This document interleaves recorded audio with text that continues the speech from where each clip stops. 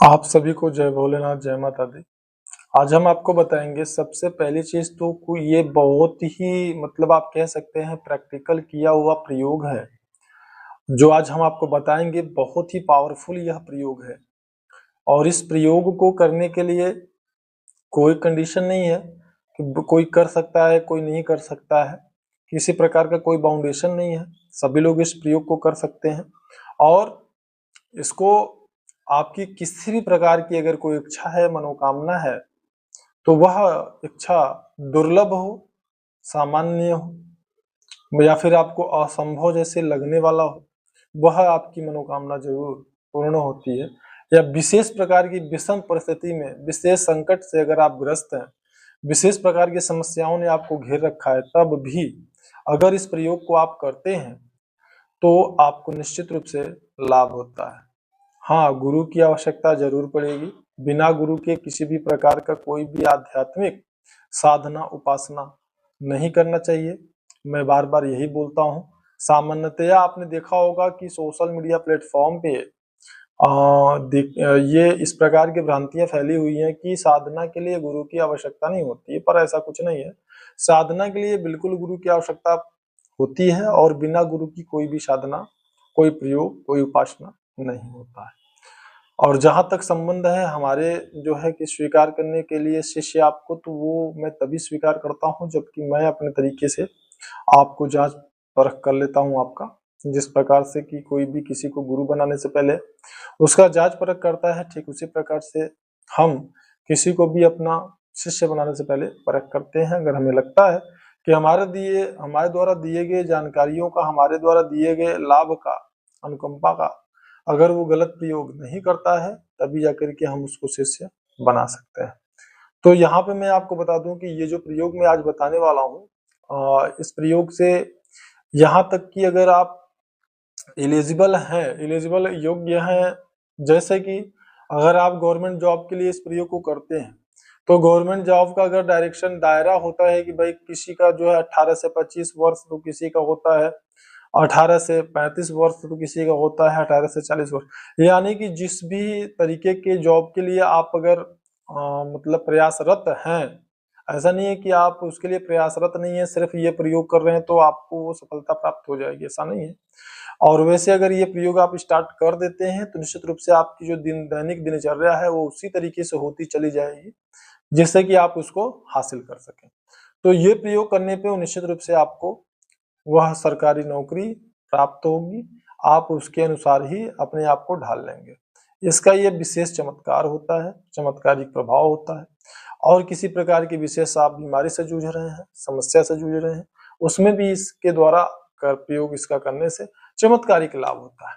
जैसे कि आप लोगों ने भी सुना होगा कि राजस्थान में ये मंदिर है, तो यहाँ पर ये मंदिर है, कि यहाँ पर तमिलनाडु में एक कोई मुरुगन करके एक मंदिर है, तो वहां पर जो है कि लोग बताते हैं कि वहां का कुछ ये विशेष चमत्कार है। भगवान कार्तिकेय यानी शिव जी के जो पुत्र हैं, भगवान कार्तिकेय का जो है वह मंदिर है, और उस पर जल या दूध चढ़ाने के बाद में अगर लोग उसको पीते हैं या ग्रहण करते हैं तो उनका जो कैंसर है, टीबी, इस तरीके की जो लाइलाज बीमारियां हैं वो भी चमत्कारिक रूप से ठीक हो जाती हैं।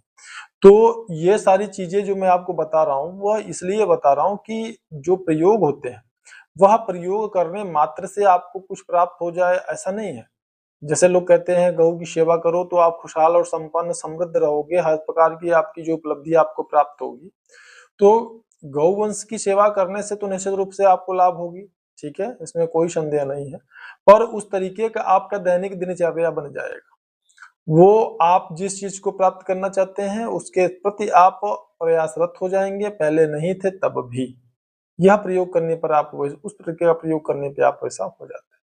तो करना तो सब आप ही को रहता है, पर आपकी परिस्थितियों को इस तरीके से आपके कर्मों के विधानांतर्गत आपकी परिस्थितियां जो है कुछ इस प्रकार से परिवर्तित कर दी जाती हैं कि आप उस पर लगनशील हो जाते हैं, कार्यरत हो जाते हैं, प्रयत्नशील हो जाते हैं, और फिर वो चीजें आपको प्राप्त हो जाती हैं जो कि सामान्य स्थिति में आप करने के लिए आलस करते हैं, उसके प्रति आप एक्टिव होते नहीं है। वो योग्यता आपके अंदर होते हुए भी आप अपने आप को पहचान पाते नहीं है, और फिर वो चीज आपके पहुंच से बाहर ही बनी रहती है। लेकिन प्रयोग जो होते हैं वो इस तरीके की आपके अंदर ऊर्जा एनर्जी उत्पन्न कर देते हैं, करते सब आप ही हैं, लेकिन वो आपके पहुंच में आ जाती है, आप प्रयास करते हैं और आप उसको प्राप्त कर लेते हैं। तो यहाँ पर कुछ इसी प्रकार का प्रयोग हम आपको बता रहे हैं, बिल्कुल आजमाया हुआ यह प्रयोग है और ये प्रयोग जो है इसका लाभ 100% आपको मिलना ही मिलना है। प्रयोग क्या है? प्रयोग देखिए, यहाँ पे हनुमान चालीसा का हम प्रयोग आपको बता रहे हैं। यह हनुमान चालीसा का प्रयोग है जिसको विशेष संख्या में विशेष समय तक करना चाहिए, करना पड़ता है और बिना गुरु के मार्गदर्शन में प्रयोग नहीं करना चाहिए, या तो उसका आधा अधूरा लाभ मिलता है या फिर उसका लाभ नहीं मिलता है। तो इसके लिए आपको क्या करना है मैं आपको बता दे रहा हूँ। देखिए, हनुमान चालीसा का प्रयोग करने के लिए सबसे पहले भगवान श्री रामचंद्र, माता सीता का जो है आपको पूजन करना चाहिए, स्मरण करना चाहिए, उनसे प्रार्थना करना चाहिए कि हमारे इस प्रयोग का हमें लाभ मिले और किसी प्रकार की कोई त्रुटि अगर रह जाती है तो उसके लिए हमें आप क्षमा करें। तो उनसे आज्ञा लेकर के, उनसे अनुमति लेकर के, उनको जो है उनका उपासना करके, उनकी साधना करके, प्रणाम करके आप इस प्रयोग को प्रारंभ कर सकते हैं। इस प्रयोग को किसी भी शनिवार के दिन, रविवार के दिन अथवा मंगलवार के दिन से आप इस प्रयोग को प्रारंभ कर सकते हैं।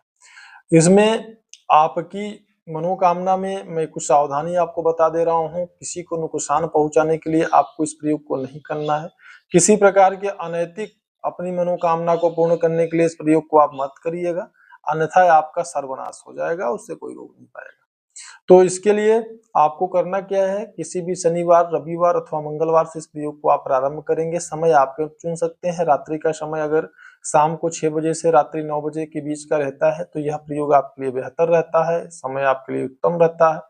बैठने के लिए जोगिया कलर का अगर आपको आसन मिल जाता है, जोगिया कलर का कपड़ा मिल जाता है तो अति उत्तम है, नहीं तो जैसी भी स्थिति है, जैसा भी आपको उपलब्ध हो वैसे आप उसका प्रयोग कर सकते हैं। उस कलर के कपड़े का, उस कलर के आसन का उस जो है आप प्रयोग कर सकते हैं। और यहाँ पे प्रसाद में आपको जो है वो गुड़, भिगा हुआ चना और गुड़ का प्रसाद लगा सकते हैं, भोग लगा सकते हैं, अथवा चूरमा बना करके, रोटी और गुड़ का घी का चूरमा बना करके बाबा को जो है वह लड्डू स्वरूप में बजरंगबली को आप भोग लगा सकते हैं और अपनी यह प्रयोग को आप कर सकते हैं। तो इसके लिए अगर आपके पास भुजा चना या गुड़ है तो वो भी आपका यहाँ चलेगा, कोई फल रखते हैं तब भी चलेगा, आपके सामर्थ्य अनुसार इस प्रयोग को आप कर सकते हैं। प्रयोग आप जो हनुमान चालीसा है 100 पाठ आपको प्रतिदिन करना है और शुरू में जब आप करते हैं तो एक जहां तक ये आजमाया हुआ चीज है, तो इसमें जब आप प्रारंभ करते हैं तो लगभग 100 पाठ में आपका लगभग 4 घंटे का समय लग जाता है, किसी किसी को 3.5 घंटा लगता है। लेकिन जैसे ही ये कंठस्थ हो जाता है, आपको कंठस्थ होने के बाद में और थोड़ा सा स्पीड आप बढ़ा लेते हैं तो इसमें आपका मतलब 3.5 घंटे का समय इसमें लगता है, अधिकतम 3.5 घंटे का समय यहाँ पे लगता है ज्यादा से ज्यादा। और अगर आप जो है उस तरीके से करते हैं तो निश्चित रूप से आपको लाभ होता है। और यहाँ पे एक चीज ध्यान देने वाली बात है कि यह जो 100 पाठ आप करेंगे, इन 100 पाठ के बीच में किसी से आपको बात नहीं करना है कि बीच में आपका फोन आ गया या कोई आपको जरूरी कार्य आया और आप उसमें लग गए, तो ऐसा नहीं करना है। अगर अति अनिवार्य है आपको किसी से कुछ बोलना, कहना या बताना, तो उसमें बीच में आप मुंह में अपना गंगा जल डाल करके उससे बात करके, बोल करके, फिर पुनः गंगा जल मुंह में डाल करके, फिर पुनः जो है क्षमा प्रार्थना करके आप इसमें कर सकते हैं, अति अनिवार्य होने पे। इस तरीके से आप इसको करेंगे और ये 40 दिन तक आप करेंगे, 100 पाठ 40 दिन तक। अगर यहाँ पे ध्यान दीजिएगा कि 40 पाठ 100 दिन पर 100 दिन तक करेंगे, ठीक है, फिर भी अगर वो समस्या का समाधान आपका नहीं होता है तो फिर वो 100 पाठ 108 दिन आपको करने पड़ेंगे। ये 100 पाठ पर डे 100 पाठ हनुमान चालीसा का करना और वो 108 दिन तक इसको करना है। तो निश्चित रूप से आपकी जो इच्छाएं हैं, जो मनोकामना है, वह अगर उचित है तो पूर्ण होगी, इसमें कोई संदेह नहीं है। और सावधानियां हमने बता दिया, सावधानियां जो हमने बताया आपको। और जैसा कि जब आप किसी बीमारी के लिए डॉक्टर से दवा लेते हैं तो डॉक्टर साथ में आपको परहेज भी बताता है, किन चीजों का सेवन करना है, किन चीजों का सेवन नहीं करना है, किन चीजों को करना है, किन चीजों को नहीं करना है। आसन प्राणायाम भी जरूरी होता है तो वो भी बताता है, कब उठना है, सोना, सारी चीजों को वो बताता है। उसी प्रकार से जो आध्यात्मिक प्रयोग है, जो साधना है, उसमें बहुत सारी जो मतलब बहुत ज्यादा इन चीजों का जो है प्रभाव पड़ता है, बहुत ज्यादा फर्क पड़ता है कि आप उसमें जो साधना में जो परहेज है, जो सावधानियां आपके गुरु अथवा मार्गदर्शक के द्वारा बताई गई है, वो आप करते हैं या नहीं करते हैं।